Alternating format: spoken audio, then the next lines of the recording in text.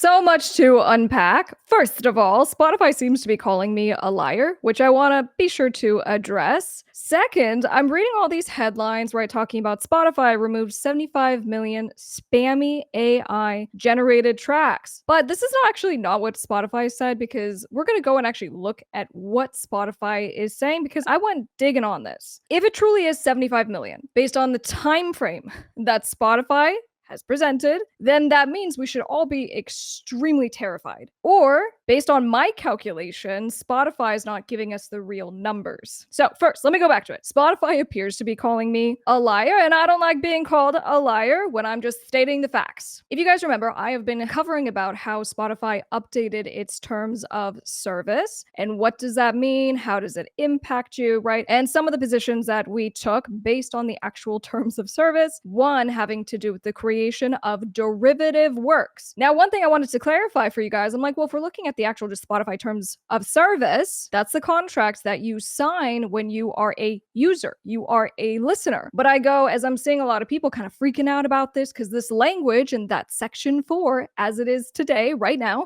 is still there, which says you agree, we have the right to create derivative works of anything that you put on the platform. And some people were saying, well, this is the terms of service for the users, not for creators and artists and podcasters, and so it doesn't apply. And the point that I made, I go, no, that's not true, because you, creator, podcaster, author, singer, do you have a personal account that you use on Spotify in order to listen to your music, in order to listen to the podcast and all the things that you love? Well, the answer is yes, by far majority. So yes, you have agreed to it. And in fact, we have seen other big corporations make this argument that you're bound to those terms. And the example I used was Disney, right? So Disney got sued. They tried using the terms of service that someone had agreed to, and a significant other passed away. And they're like, oh, well, you actually agreed to the terms when you signed up for your Disney Plus account. So I just pointed that out. But I actually went further. I go to the extent there's this big analysis about, creator rights and all this stuff. I'm like, let's go to Spotify for artists, because it's a different platform, it's a different contract. And lo and behold, we discovered that it's the exact same language. And not only that, you actually not only give the right to Spotify and Spotify for artists to create derivative works with anything you put on the platform through your Spotify for Artists account, right? Your pictures, your videos, but you're also granting a right that you can't take back for Spotify and Spotify for Artists to use your likeness in their ads, their commercials. And we were like, oh my gosh, like that's a big deal. In any case, this is in digital music news. Spotify pushes back against false claims about its terms of service update. So amid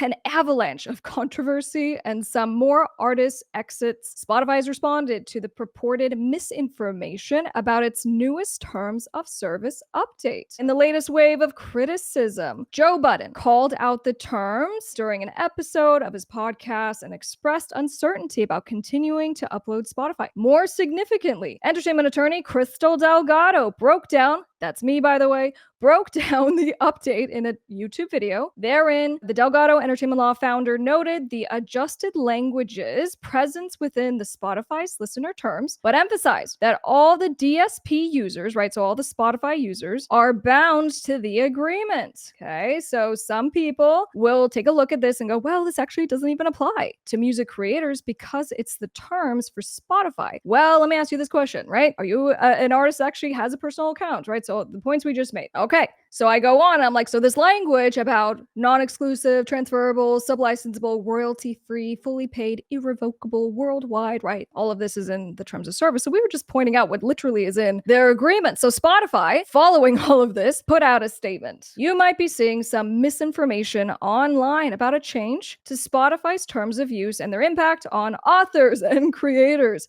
These claims are false. These terms of use pertain to Spotify's listeners and do not govern Spotify's rights to use artists, podcasters, and creators and authors' creative works. So, having given the foundation about the Spotify for Artists terms, this tells me a whole bunch of things. Number one, maybe Spotify needs to have its lawyers explain what its own contracts say. Maybe, in fact, these contracts need to be updated, because if Spotify is saying, oh, no, we would never, because every once in a while, we'll do one of these reviews of like, we're literally just going by your own terms of service. We're reading in the four corners of what you have had people agree to, and then you make a problem of us calling you out about it. And if you're saying, no, this is not how we do things as a business, then that means you need to update your terms of service. tracks. In the video, we kind of explained, well, the pictures that you put on, the videos that you put into your account, right, your canvases, that's not your music. And so we explained the way that Spotify gets access to your music is through your distributor. And so we went in and we pointed out with DistroKid as just one example, it being a very large, popular music distributor, where it says in its contract, we have the right as DistroKid to give Spotify the right to make derivative works, to remix your stuff. That's been a big question mark because Spotify has been saying for the last year it's going to be coming out with this remix feature, and we're really concerned about it because we go, well, how will Spotify get the right to remix your stuff legally without your permission? And so far I point out to, well, two ways. So there we go. So I wanted to make sure if someone's going to call me out and say I'm putting out misinformation, that I can provide a response. Now, the second piece of this, part 2, has to do with Spotify removing 75 million spammy AI generated tracks. Now, Spotify is kind of positioning this as like this big win. And it's like a big win for human made music. They are working hard to protect your royalties. They're going to prevent dilution. And again, looking at Spotify's own words that we're going to go to, this seems misleading to me. So first of all, I'll say Spotify does have a new impersonation policy it's rolled out, okay? And with that, it has improved enforcement of impersonation violations, a new spam filtering system, and AI disclosure for music with industry standard credits. So we're going to talk about all of that. But as far as like this being like a win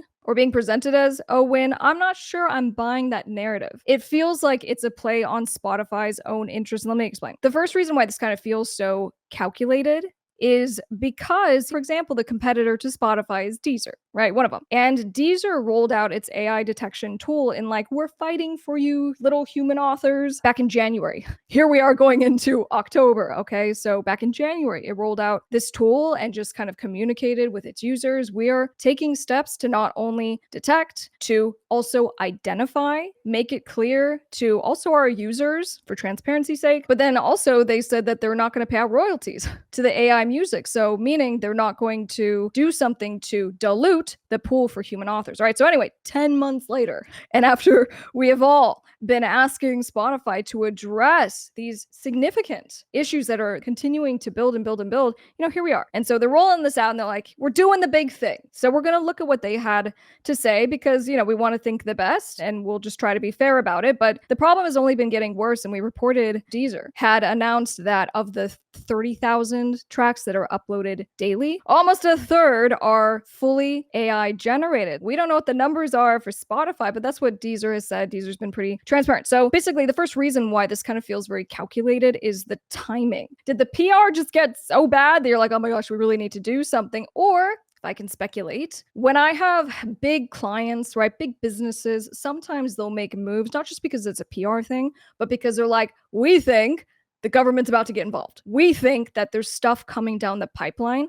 So by us trying to show that we are taking efforts to deal with the problem, that we can push them off and we can go, your intervention is not needed because we are actually taking steps. So it could be preventative in that nature. I don't know. But the second reason that this feels very calculated is because, again, the royalty pool, and we'll look at the language where Spotify talks about this is like touting it as this is such a win. We're going to prevent the dilution of royalties and this. And I'm like, okay, where does it say that? What are you doing? Because with Deezer, it quite literally is preventing the payout in any kind of way. So to AI music, so that the human creators are in fact protected. And that's not what you're saying you're going to do. So the fact that you're still silent on this really big issue, again, it feels kind of calculated. They're like, yay, the win. So let's actually go to what Spotify had to say. And in fact, I printed it out. So we envision a future where artists and producers are in control of how or if they incorporate AI into their creative process. As always, we leave those creative decisions to the artists themselves. This journey isn't new for us. We've invested massively into fighting spam over the past decade.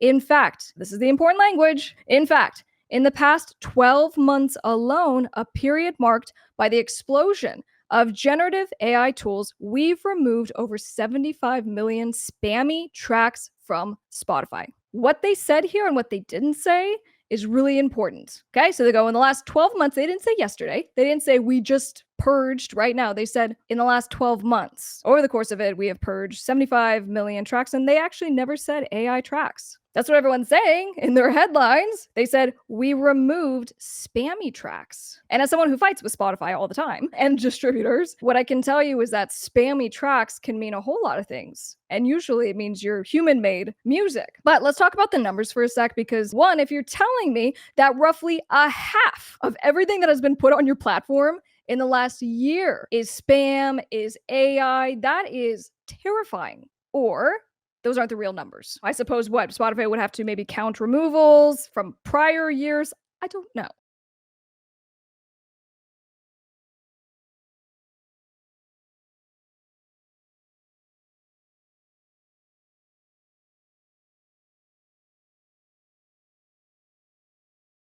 But again, when you're going to say the Trojan's horse of look at this big win, okay, we're looking. Back to the press release. All right, we're announcing a new impersonation policy. It clarifies how we handle claims about AI clone voices. We're ramping up our investments to protect against another impersonation tactic, right? Where uploaders fraudulently deliver music, AI generated or otherwise, to another artist's profile across streaming services. This is like at the top of the list that my office is dealing with all the time. It's impersonators, it's people who are uploading tracks and pretending you are someone else so you get the song on their profile. So they're trying to deal with that. I go, okay, that's great. Cool, let's keep going. On our end, we'll also be investing more resources on content mismatch. Again, that issue of people's stuff appearing on other people's profiles. And sometimes they're like people who have the same artist names. It's like an innocent infringement, but again, it's your stuff is appearing on someone else's profile and your fans are getting super confused. All right, Spotify's gonna be rolling out a music spam filter. What we're announcing this fall, we'll roll out a new music spam filter, and this is gonna be in the upcoming months. And so they're trying, and again, this is where I'm always just like, what I know is that every time Spotify puts something into place to be like, we're trying to catch all of the fraudsters with the fake botting, it's like real human authors that are getting hit are being harmed with these things because there's no system in place to deal with when someone has been automatically tagged as a fraudster. The track looks like it's been botted and it hasn't. That's always where I get involved. It hasn't. And no one is responding. So the infrastructure and having the support team to actually respond to the users is one of the biggest things. So they're like, we have this new filter. Cool. More automation and more problems for artists to deal with. But I really do hope that some of this does help because these are real issues. So they're going to be rolling it out in the next couple months. Why this matters. Left unchecked, these behaviors can dilute the royalty pool and impact attention for artists playing by the rules. Our new music spam filter will protect against this behavior and help prevent spammers from generating royalties that could be otherwise distributed to professional artists and songwriters. Okay. Recap. For the AI bans that we were covering, we're like, look, this is problematic because Spotify's terms of service say you don't get to use the platform if you were not being honest about the origin of your music, about who you are. So when we called out the ban situation, we're like, these AI creators are pretending to be real people. And they're like, hey, go buy our shirts, go follow us, we're going to be live on tour. Like, that stuff isn't true. And so we took issue with the fact that Spotify didn't take an issue. So setting that aside, we go, okay. And then there's also a dilution issue because of going back to Deezer. If it's true what Deezer is saying and a third or something tantamount similarly going on the Spotify platform, that means there's dilution. Love it or hate it or whatever, it's a fact. And so if it's a royalty pool of just everyone's stuff is on the platform, you're gonna have dilution of the human-made music, period. So as I was looking through this, I'm like trying to see, are they gonna do something about that? That's all they said that I could find as far as the royalty pool stuff. And they're like, no, we're just gonna try to get all the spammy music out, which PS they're not paying for anyway, right? The 1,000 threshold. It's going to be stuff that is just put on the platform. It's not making any money. That's the majority of what all this stuff is. So it's really going to make no difference whatsoever to the current issue, but they're touting it as, well, the opposite. AI disclosures, something else is changing. So for Deezer, if your stuff is AI created, you get a tag. and it's disclosed that it's AI created. Whereas with Spotify, there hasn't been anything. So we've just been concerned about, and I think users probably have been calling out Spotify too and just be like, I don't know, maybe I want to know. So in any case, one of the updates is that Spotify says, we know the use of AI tools is increasingly a spectrum, not a binary, where artists and producers may choose to use AI to help with some parts of their productions and not others. The industry needs a nuanced approach to AI transparency, not to be forced to classify every song as either is AI or not AI. I like this. And this is what I've been saying since literally the beginning of all of this. And I just said I'm really worried because I know that it's not that the majority of AI users are just using ChatGPT, putting it into Suno, and then putting music on Spotify. There's a lot of people who use AI platforms for inspiration to finish the song, right? So they do pretty much all of the work and then they plug it in because they're looking for that last little guitar riff or whatever. And so I go, the problem here is that you're getting identified, you're getting a fingerprint, right, put on your song. What happens ultimately is that the end result of you being put on a platform, at which point there's disclosure of AI, well, it's not going to say how much. And so you're going to be branded as an AI artist, even if you just used it as a tool.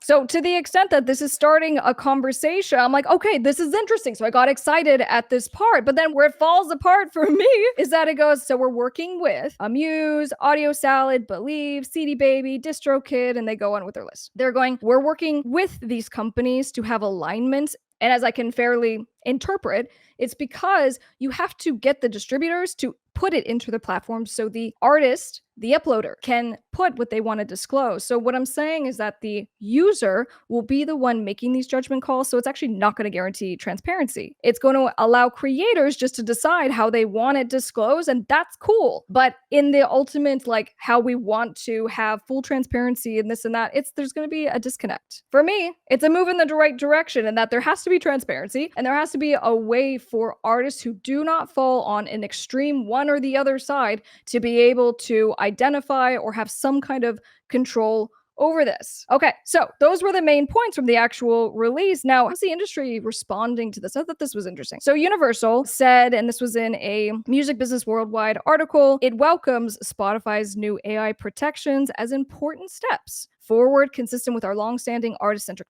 principles. We believe AI presents enormous opportunities for both artists and fans, which is why platforms, distributors, aggregators must adopt protections, keep the ecosystem, da da da da da. And I'm like, okay, well, Universal's like in the process of developing its own AI stuff, so I'm not surprised. And then it also doesn't have shares in Spotify, so it's like, yay, go company we own.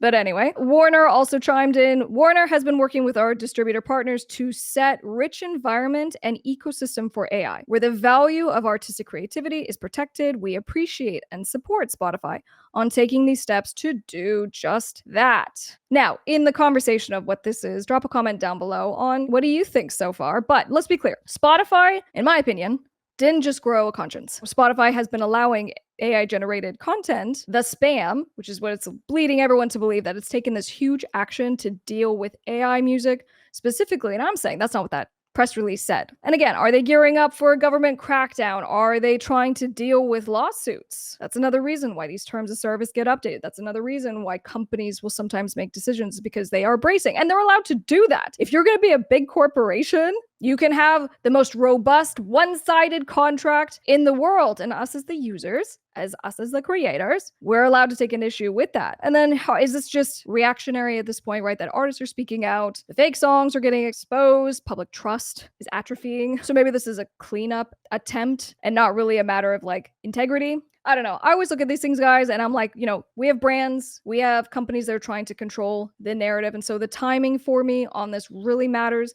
The fact that there really is no action being taken to prevent the dilution of royalties, that really matters. And now, yeah, by the way, some commenters are taking a real issue with kind of the implied hypocrisy of this. They're like, we're taking a stand, and to the degree, the implication is we're taking a stand to protect human creators against AI or whatever. Well, Spotify CEO investing hundreds of millions of dollars into Helsing, so profiting by enabling states to deploy more efficient killing machines. So, this is more of is the business model just under attack? And so I think right now, Spotify has a real trust problem, and perhaps that's why it is attempting to do what it's doing. So is this a win? It's definitely being touted as a win. Thank goodness Spotify is coming around, and maybe it is. Again, leave your comments down below. I'm real curious. I'll see you on the next one.